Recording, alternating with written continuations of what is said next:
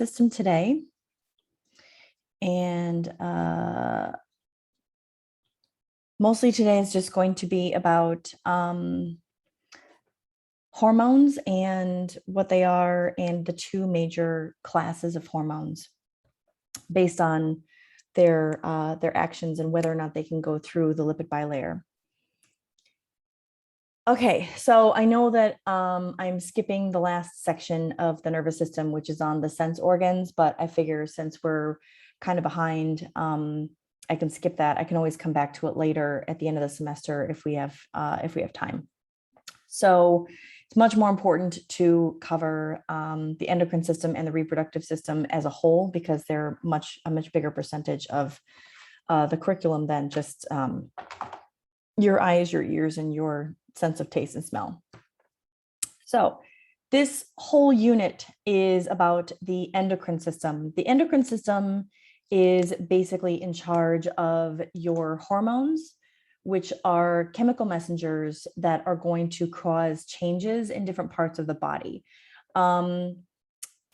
It's going to be very complex because there's many different organs in the endocrine system, and obviously many different hormones to go along with that. And the hormones effect is going to depend on what the target organ is. So each hormone is going to have a very specific effect on a specific organ. I do want you to keep in mind that what we learned in the nervous system at the end of last semester is that the hypothalamus is part of the upper brainstem that links the nervous system and the endocrine system together. So when it comes to like the master control of the endocrine system, you're looking at the hypothalamus, okay? So hormones are these chemical messengers. And again, there's different effects depending on what kind of hormone it is. I'm going to talk about that today. And then also what the target cell is. So there's going to be hormones that are made by the hypothalamus itself, or there might be hormones that are made by the hypothalamus that basically tell the other endocrine organs what to do and which hormone to release. But we'll go through all of that over the next couple of weeks. So a gland is an organ that's made of cells that secrete materials into other areas of the body. This is a little bit different than, say, let's say the heart, which is just an organ. The heart doesn't make anything that goes to the other area or any other area of the body. It just is there to pump blood. So the heart is an organ, but is not a gland. If you have an organ like the liver, which has its own functions just purely as an organ, like for example, it produces bile for digestion, but it also functions as a gland because it has cells that make hormones that are secreted and that affect other parts of the body. So there's two types of glands. We have exocrine glands and endocrine glands. So there's a very subtle difference between these two. Exocrine glands secrete non-hormonal chemicals into ducts. Ducts are like small tubes. Those are going to be transported to specific locations, both inside and outside of the body. Sorry, I'm just like exiting the slides as I let people into the classroom, into the Zoom. So an example of an exocrine gland might be your sweat glands, your mucus glands, and your salivary glands. So your sweat glands obviously secrete sweat, but it gets secreted into a duct, a small tube, which then leads to the outer pores on the surface of your skin. Mucus glands, of course, secrete mucus, and salivary glands secrete saliva. Sweat, mucus, and saliva are not hormones. Okay, so that's the non-hormonal part of, sorry, my iPad's acting a bit weird. Wanted to highlight non-hormonal. Okay, so the big difference between exocrine glands, non-hormonal, and into ducts. Okay. Now, for endocrine glands, these are ductless glands, and they secrete hormones into the bloodstream, right? Straight into the blood. That's the big difference between endocrine and exocrine. We've already looked at exocrine glands when we did the skin, hair, and skin, hair, and nails at the end of the very first unit on skeleton, muscle, and integumentary system. Mucus and salivary glands, of course, come in with both the immune and digestive system. This chapter obviously only focuses on endocrine glands. So hormones, being the chemical messengers that are going to cause specific changes in different parts of the body, are broken down into two categories based on their structure. We have amino acid based hormones, which I'm hoping you understand because we've studied amino acids, what that means. These include proteins, peptides, amino acids, or other forms that are derived from amino acids. An example of a hormone that's amino acid based is epinephrine, also called adrenaline. Okay, I think we all have heard the term adrenaline before. Obviously, when you're in a stressful situation, your fight or flight response, fight or flight, which is an innate behavior in animals, not just humans, but all animals, where if they're faced with a threat, they're either going to stand and fight that threat or they're going to run away. And the hormone responsible for that response is adrenaline and another hormone called noradrenaline. So you have epinephrine, norepinephrine, but I'll get to those when I talk about each hormone specifically.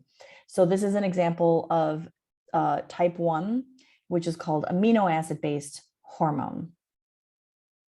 The second type of class of hormones are called steroid hormones. Now, I talked about this last year at the very beginning of the year. I think we were online learning back then as well. When I talked about carbohydrates, proteins, lipids, and nucleic acids all the way back then. When I talked about lipids as a class of biological molecules, we talked about the different classes of lipids. We have triglycerides, phospholipids, wax, and steroids. Steroids are the 4 fused carbon rings. They're the only lipid that does not contain fatty acids. And I did mention back then that hormones are an example of steroid molecules, specifically cholesterol. And cholesterol is the derivative of hormones like estrogen and testosterone. Now, your body, which you're going to find out probably starting next week, makes a lot of hormones. It can be very intimidating, the amount of hormones, and I'm only going to cover a fraction of them, like the major hormones that are involved in a lot of metabolic activities. But like I said at the beginning of the lesson today, the hormone only affects specific types of cells. These are called target cells. Okay, for example, insulin is a hormone that's made by part of your pancreas, and they target body cells and encourage your body cells to absorb glucose into the cells from the bloodstream, because this hormone is released after you eat. As you eat, your body starts to digest all of the complex carbohydrates and starts releasing a lot of glucose into the blood.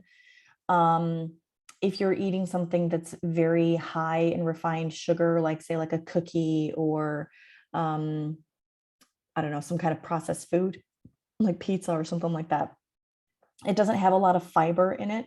So your body digests it very quickly and releases that glucose very quickly into the bloodstream, causing what's called a blood sugar spike. So your level of glucose spikes or increases very quickly. And then your pancreas is going to release insulin. Insulin goes to your body cells and says, hey, we have a lot of glucose in the blood. We need you to absorb the glucose so we don't go into shock from having too high of a blood glucose level. And then once the level gets brought down to an acceptable amount, then the pancreas releases another hormone called glucagon saying, oh, okay, our blood sugar is a little bit too low. Maybe we should release some sugar back into the bloodstream. So again, I'll go over all of that more specifically again when I talk about each of these specific hormones and their actions. But for now, understand that each hormone has a specific target cell. Now, the target cells, of course, because they are targets for these hormones, they're going to have specific receptors that recognize and bind to these hormones. Again, I just want to draw attention to the fact that one of the things that I mentioned at the very beginning of biology is that when it comes to things functioning in your body, especially at the molecular level, shape matters, right? I mentioned last year when I taught you about proteins and how proteins, the amino acid sequence and the R groups have hydrogen bonding at specific points in the amino acid chain, which then makes the protein fold in a very specific way. And that folding of the protein is going to create a very specific overall three-dimensional shape. And that shape is going to be an indication of its function. And if you bring the temperature up to, say, above like 42, 43 degrees Celsius, then those hydrogen bonds start to break apart and the protein denatures. It falls apart, it loses its shape, it can no longer function. So recognizing and binding to just means that the shape matches. It's all about shape. Okay, same thing with hormones. You've got protein receptors that recognize the shape of that molecule. Now, the amino acid based and the steroid hormones are different both in their physical and in their chemical properties, which makes their mechanism of action also different. Because they have different properties, their function is different. And so that's what I want to talk about specifically for this lesson. The receptors on the target cell are proteins. And so when a hormone binds to a receptor, it triggers events that make changes in the cell. Now, depending on the class of hormone that it is, it might be able to diffuse straight through into the cell and make the changes itself or cause the changes itself inside the cell. Or it might be a polar based hormone, which means it cannot go through the cell membrane, which means it has to bind and stay on the outside of the cell.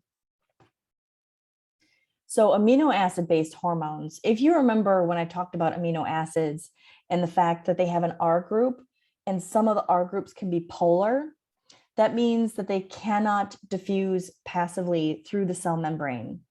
Okay, because if you look at the overall structure of an amino acid, I'll take that NH2 and the R group. So this is a general formula for, excuse me, an amino acid.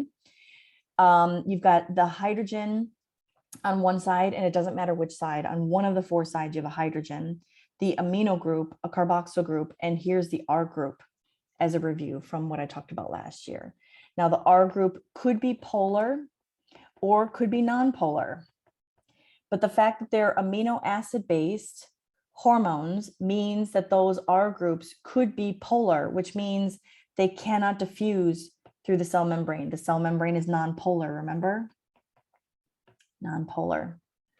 So it's going to need what's called a two messenger system. So basically the hormone is going to act as the first messenger. It's going to bind to the receptor on the cell membrane. The binding to the receptor is going to cause a second messenger inside the cell to basically take over and then cause the changes.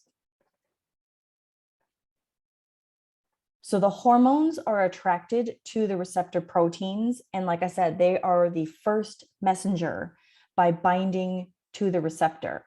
So here I've got a diagram of the action of an amino acid based hormone like epinephrine. The first messenger binding to the protein receptors forms what's called a hormone receptor complex. That hormone receptor complex is going to activate a second messenger. In a lot of cases, the second messenger is a specific molecule called cyclic AMP or CAMP. The second messenger is going to basically take the message from the hormone and carry out the action of that hormone and amplify it as well. Okay, so in many cases, the hormone receptor complex activates an enzyme that converts ATP to cAMP. So if we just go back to this diagram right quick, I can't undo my squiggling, but you see here we've got the hormone receptor complex triggers this enzyme adenylyl cyclase. That's the enzyme because the ending ASE, and that is going to turn, sorry, I kind of covered it up here, but ATP is going to be converted into cAMP. And then cAMP in this example is going to activate something called protein kinase A. And that's going to be triggered, that's going to trigger whatever changes epinephrine are going to cause in that cell, probably releasing glucose, because epinephrine, of course, like I said, adrenaline is that fight or flight hormone, which is going to flood your system with glucose in case you need to either fight or flee. So cAMP acts as a second messenger, right? We got two messenger system. First messenger is the hormone. Second messenger is the compound on the inside of the cell that's going to carry out the instructions. Excuse me. So the second messenger is indirectly activating other enzymes and proteins. And like I said, it depends on what the actual hormone is here. That will depend, or sorry, that will determine what the actual cellular changes are. So cAMP is going to start the chain of events based on the action of the hormone receptor complex, if that makes sense. It's kind of like, say like you have to go to a classroom to give somebody else a message, but the teacher won't let you in. So you ask the teacher to give the student a message. You are the first messenger and the teacher is the second messenger by carrying out the message to the student in the class.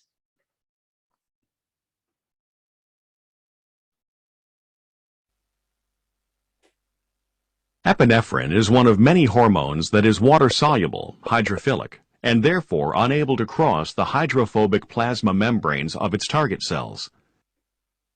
Instead, it binds to receptor proteins located in the plasma membrane and does not enter the cell. When epinephrine binds to beta-adrenergic receptors on the liver cell, G proteins on the inner side of the cell membrane are activated. Each G protein is composed of 3 subunits, and the binding of epinephrine to its receptor protein causes one of the G protein subunits to dissociate from the other 2. The G protein subunit which dissociates from the others carries a GDP, which is replaced by GTP when the subunit is activated. The activated G protein subunit then diffuses within the plasma membrane until it encounters adenylyl cyclase, a membrane enzyme that is inactive until it interacts with the G protein subunit. When activated by the G protein subunit, adenylyl cyclase catalyzes the formation of cAMP from ATP. The cAMP formed at the inner surface of the membrane diffuses within the cytoplasm, where it binds to and activates protein kinase A, an enzyme that adds phosphate groups to specific cellular proteins.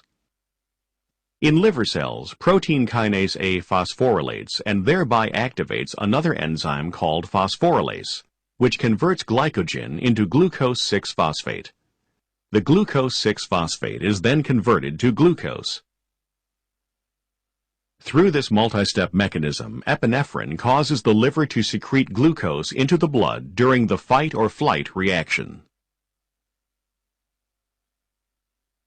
Okay, so that's quite a bit more detail than I would expect you to remember. When you go to university and you take a biochemistry class, you can remember all of those steps. But what I want you to remember is basically you've got the original epinephrine here. Epinephrine, if I can spell correctly. That's the first messenger.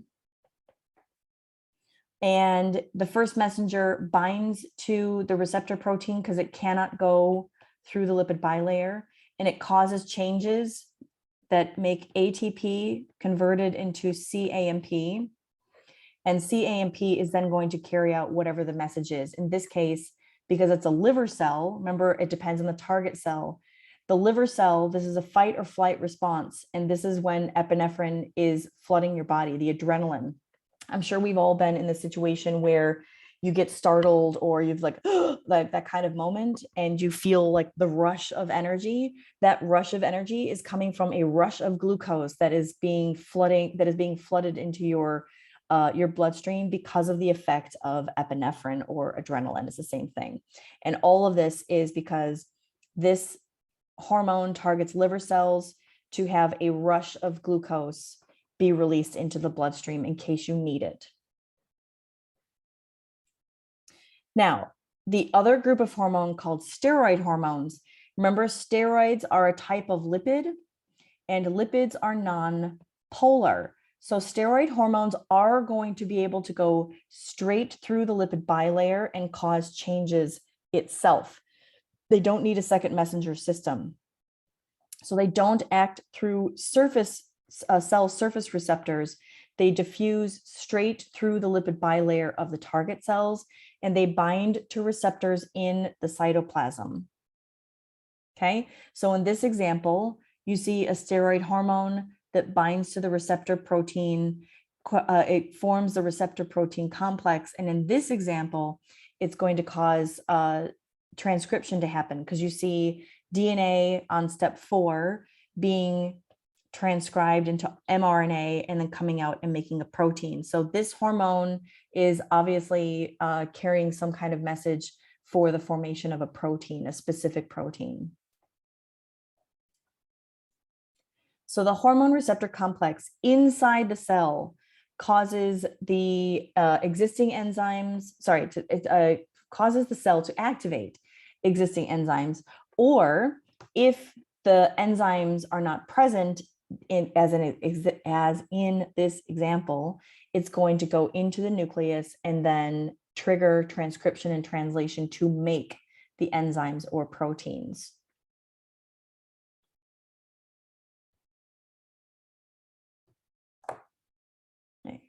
Oh, no, go back.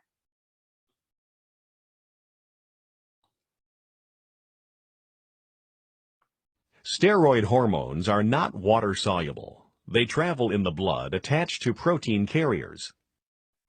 When steroid hormones arrive at their target cells, they dissociate from their protein carriers and pass through the plasma membrane of the cell.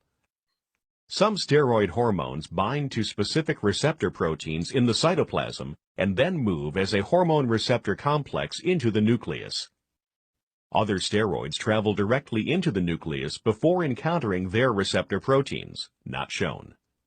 The hormone receptor protein, activated by binding to the hormone, is now able to bind to specific regions of the DNA. These DNA regions are known as the hormone response elements. The binding of the hormone receptor complex has a direct effect on the level of transcription at that site. Messenger RNA, mRNA, is produced, which then codes for the synthesis of specific proteins.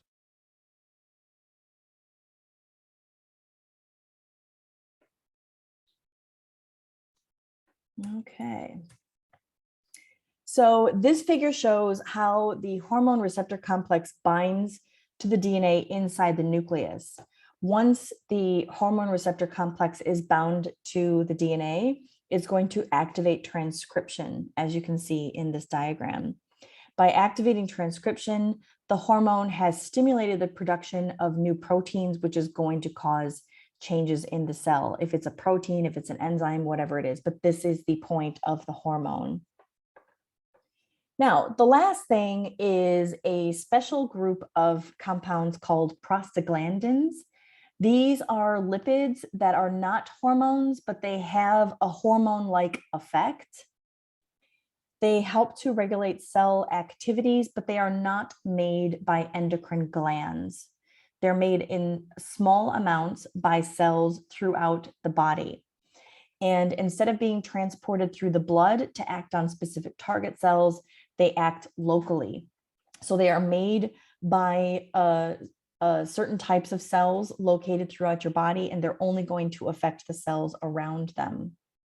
So the effects of some of the prostaglandins that are produced by your body is a relaxation of smooth muscles in your air passageways and your blood vessels, the regulation of blood pressure, and the contraction of the intestinal walls and the uterus. This especially occurs during childbirth.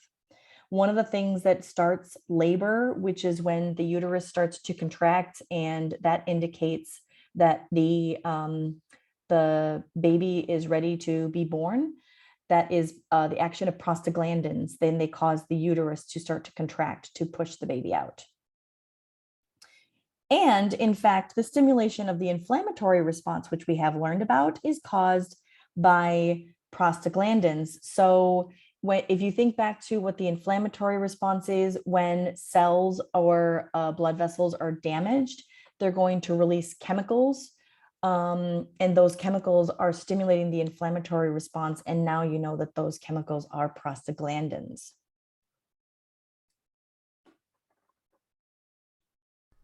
Have a fever? Maybe a headache. Many people choose to take acetylsalicylic acid, or aspirin, for relief of their symptoms. In fact, aspirin has been used by humans for more than 2,500 years, ever since some person realized that chewing willow leaves seemed to treat their discomfort. This is because willow leaves contain salicin, which is turned into salicylic acid in the body. Chemists such as Charles Frederick Gerhardt and Felix Hoffmann later experimented with salicylic acid to find ways of making it last longer and become less toxic in the body, which led to the creation of aspirin. Most people have experienced and appreciated firsthand the soothing effects of aspirin, but how does it actually work? In this episode of Medicurio, we will discuss the mechanism of aspirin, its side effects, and other uses of this drug aside from fever and pain relief.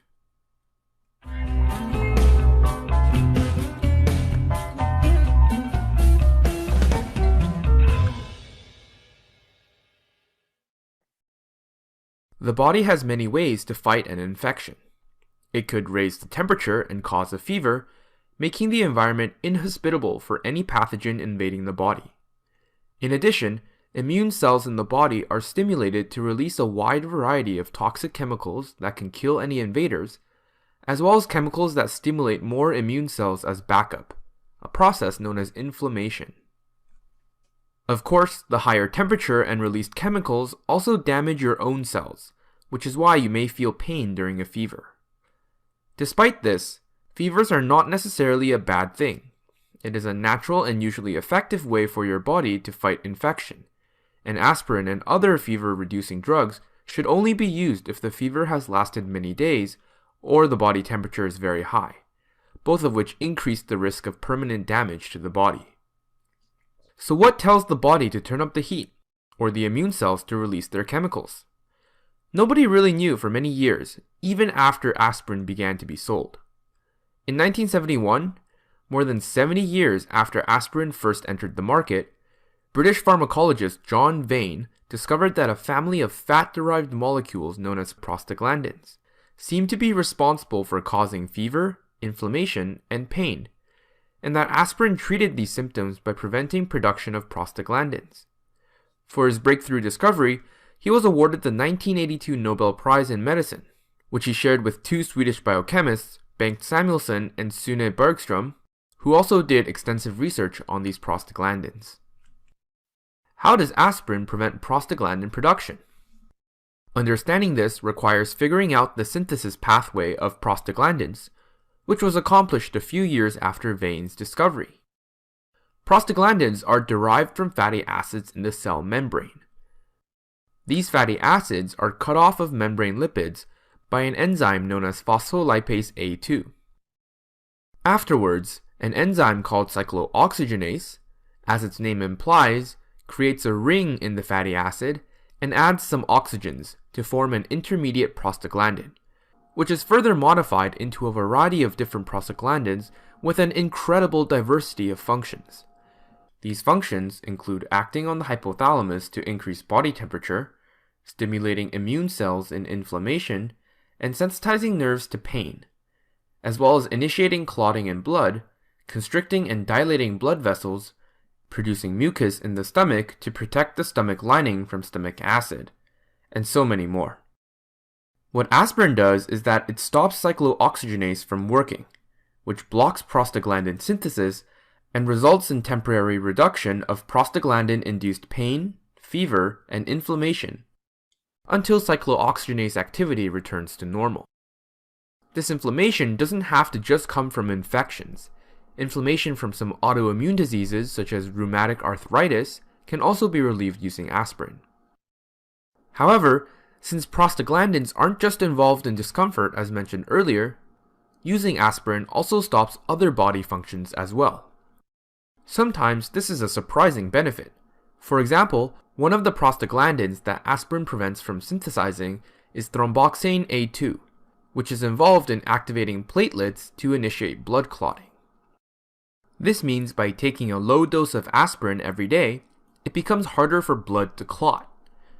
This is extremely useful in preventing diseases caused by blood clots, such as heart attacks and stroke, and low-dose aspirin is actually recommended for older-aged people who have a higher risk of suffering from those diseases.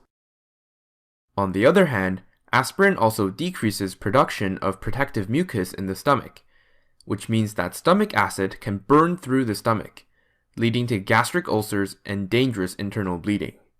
Since there is also less clotting occurring, this side effect becomes even more dangerous. Therefore, taking aspirin to reduce the risk of heart attack or stroke is not recommended for people who are at a low risk of developing those diseases anyways, as well as people who have a tendency of developing gastric ulcers or have genetic problems with clotting such as hemophilia. Some other possible side effects of aspirin include worsening of asthma in some asthmatics. Another family of fat-based molecules, called leukotrienes, can also be formed from fatty acids cleaved by phospholipase A2.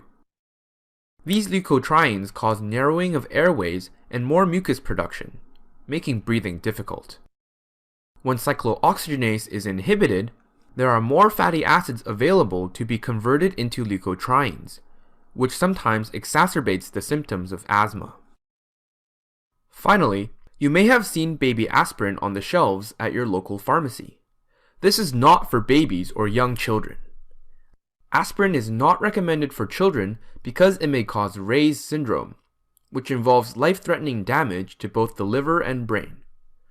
The mechanism of this disease is not quite understood, but almost 90% of cases involve children taking aspirin during a viral infection.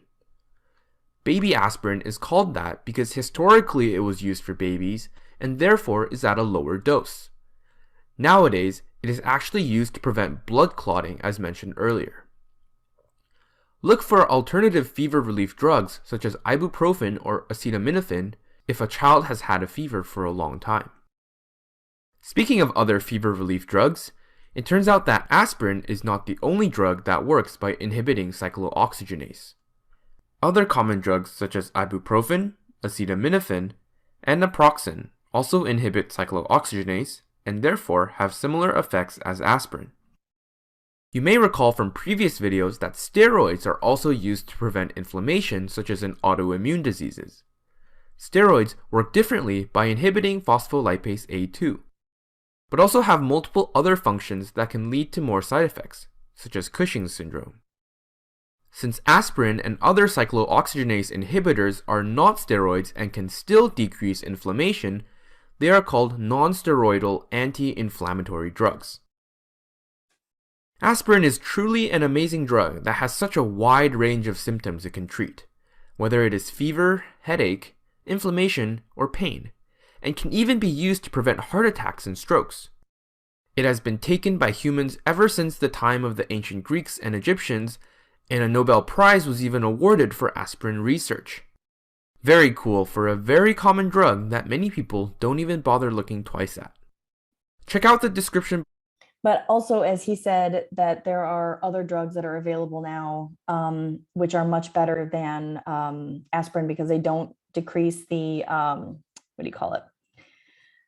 They don't decrease the mucus lining of the stomach, which is a big problem for aspirin. So we use things like Tylenol, ibuprofen, and I don't think Aleve is available here in Thailand, but I used to take that in the States, which is just a different chemical that prevents the, what was it, cyclooxygenases from working. Anyway, that is the end. Oh, okay.